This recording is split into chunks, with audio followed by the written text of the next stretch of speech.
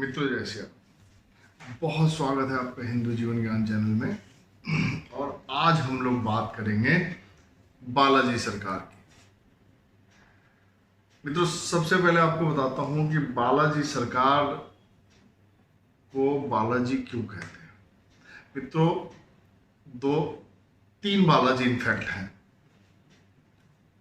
एक हमारे विष्णु भगवान है तिरुपति बालाजी के रूप में, हमारे बजरंगबली हैं, मेहदीपुर में हैं, सालासर में भी हैं। तो आज हम लोग बात करेंगे मेहदीपुर के बालाजी के बारे में। अच्छा, बालाजी इसलिए उनको कहते हैं क्योंकि हनुमान जी का बचपन का नाम बालाजी था और अतुलित बल के स्वामी हैं, इसलिए भी उनको बालाजी कहा जाता है। मेहदीपुर बालाजी में हनुमान जी का बाल रूप है, इसलिए कुछ लोग हनुमान जी के पुत्र जो मकरध्वज हैं उनके बारे में भी चर्चा करते हैं कि वहां मकरध्वज है, किंतु वहां बजरंगबली हैं और बाल रूप में है। तो आज हम लोग इस पूरी कथा को विस्तार से जानेंगे।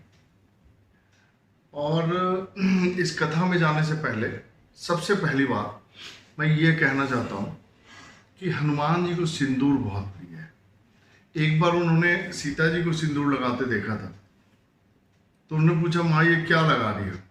तो उन्होंने कहा कि ये तुम्हारे प्रभु के लंबी उम्र के लिए है और इससे तुम्हारे प्रभु मेरे वश में भी रहते हैं। तो हनुमान जी ने सोचा कि प्रभु की बहुत लंबी उम्र हो और प्रभु हमारे भी वश में रहे, तो उन्होंने पूरे शरीर में लगा लिया। जब भगवान देखे हनुमान जी को तो हंस पड़े कि ये तुमने क्या रूप बनाया हुआ है।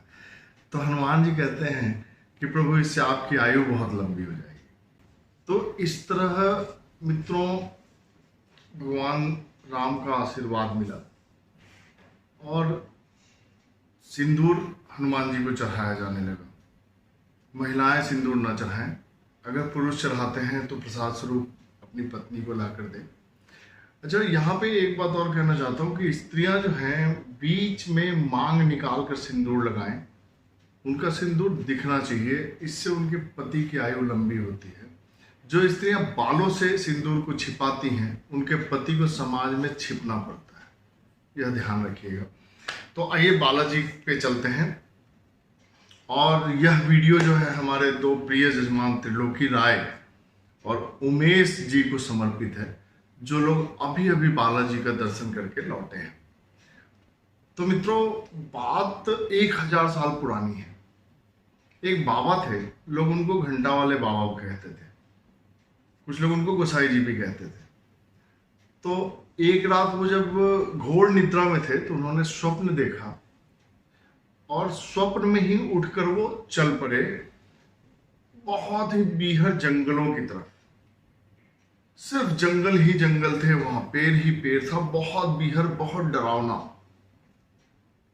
जब वो वहां पहुंचते हैं तो देखते हैं कि एक दिशा से बहुत ही सजी धजी सेना आ रही है। बड़े बड़े हाथी चले आ रहे हैं उस सेना में, और उस सेना का जो नायक होता है, सेना नायक होता है, वह हाथी से उतरकर एक मूर्ति के पास, वहां पे 3 मूर्तियां थी, उस मूर्ति की प्रदक्षिणा करता है और वापस हाथी पर बैठकर चला जाता है। ऐसा इन्होंने सपना देखा, लेकिन ये समझ नहीं पाए कि क्या था। और इनको आप समझिए कि ये निद्रा में ही चल के गए और निद्रा में ही वहां से डरकर घबराकर वापस आ गए। आकर बहुत देर तक सोने की कोशिश करने लगे, लेकिन नींद नहीं आई। बाद में जब आंख लगी उनकी तो उनके कानों में यह आवाज आई कि जो तुमने अभी देखा है, जहाँ पे मूर्ति हमारी रखी हुई है, तुम उसकी पूजा अर्चना प्रारंभ करो, मैं बजरंगबली हूं। अच्छा, उन्होंने इस बात पर ध्यान नहीं दिया। फिर अंततः हनुमान जी स्वयं प्रकट हुए और उन्होंने उनको सारी बात बताई कि आप वहां पे पूजा अर्चना कीजिए। जब दूसरे दिन ये वहां पहुंचते हैं तो इनके कानों में घंटा, घड़ियाल, ढोल, मृदंग की आवाजें आने लगती हैं। ये कुछ दिखता तो था नहीं इनको, कुछ दिखा तो था नहीं वहां की क्या क्यों आवाजें आ रही हैं, लेकिन इन्हें मूर्तियां दिखी। वहां 3 मूर्तियां वहां पर स्थापित थी। तो इन्होंने वहां आस पास के लोगों को बुलाया और मूर्ति के ऊपर मंदिर का निर्माण करवाया। आप कह सकते हैं, ताखा भी कह सकते हैं, तिवारी भी कह सकते हैं, जिसका निर्माण इन्होंने करवाया। ये 3 मूर्तियां थी बालाजी महाराज की।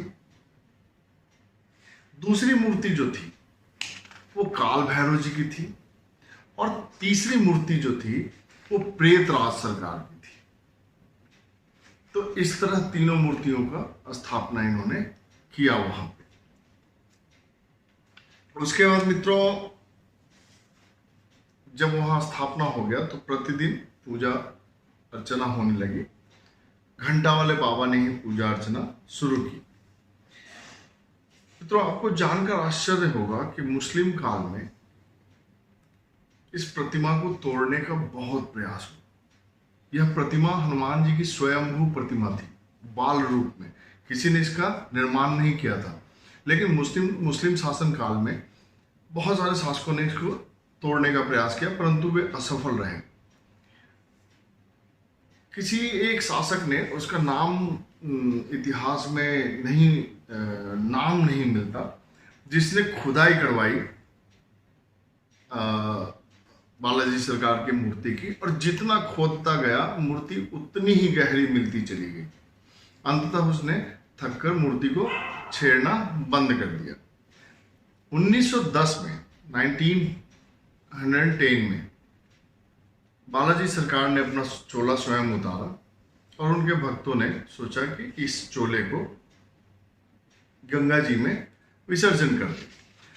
जब वो गंगा जी में विसर्जन करने के लिए चलते हैं तो एक मंडावर करके रेलवे स्टेशन होता है, वहां पे अंग्रेज स्टेशन मास्टर इनको रोक लेता है कि इसका वजन करवाओ, जब निःशुल्क नहीं जाने दूंगा। और जब वो वजन करने लगा तो कभी चोले का भार बढ़ जाता था, कभी घट जाता था। इस तरह वो बहुत आश्चर्यचकित हुआ, और अंततः उसने भी बालाजी की चमत्कारिक शक्तियों को मान लिया और प्रणाम करके नए चोले के स्थापना में बहुत ही योगदान दिया। यह मित्रों इतिहास में मिलता है।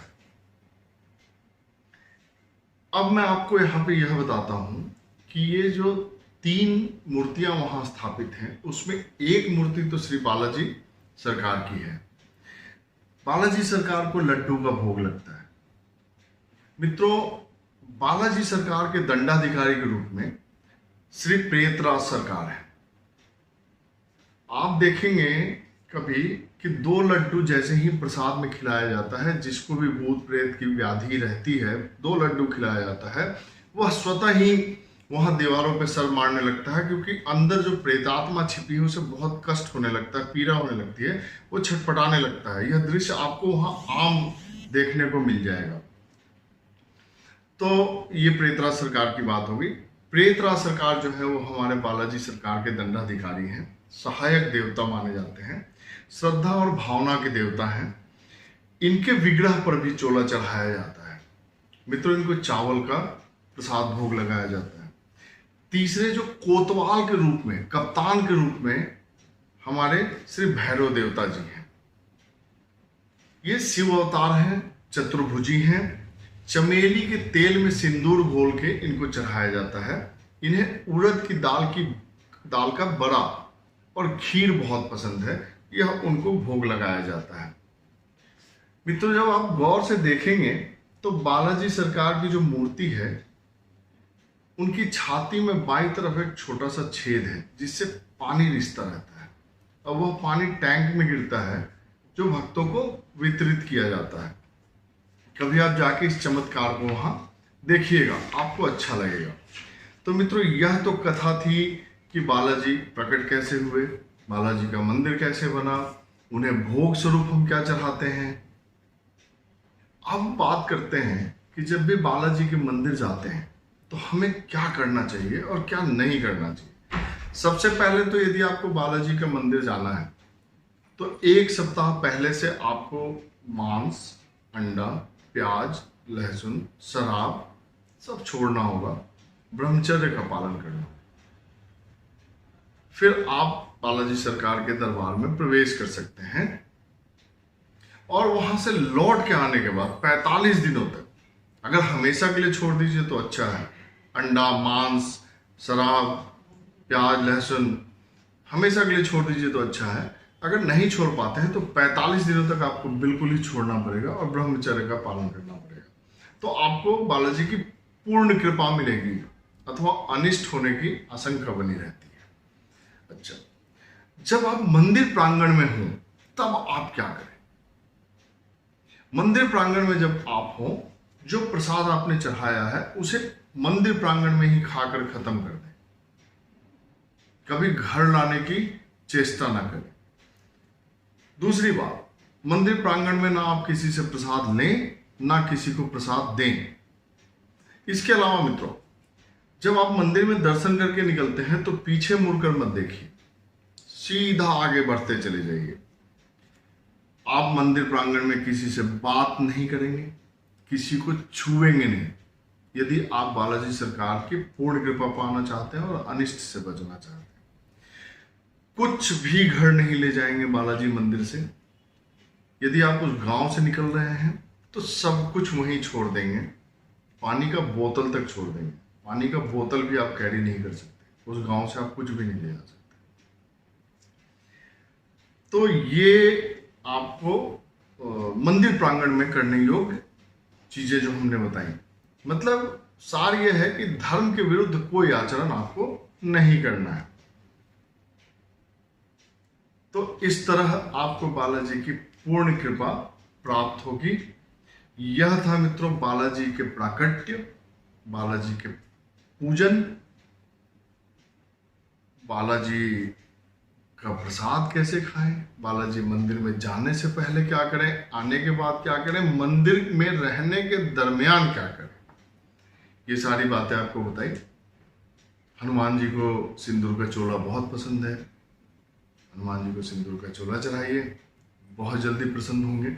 बहुत जल्दी मैं आपको एक वीडियो दूंगा जिसमें हनुमान जी से संबंधित सब कुछ बताऊंगा कि उन्हें क्या पसंद है, क्या भोग लगाना चाहिए, किस चीज को भोग लगाने से वो कितने प्रसन्न होते हैं और किस तरह पूजा करनी चाहिए।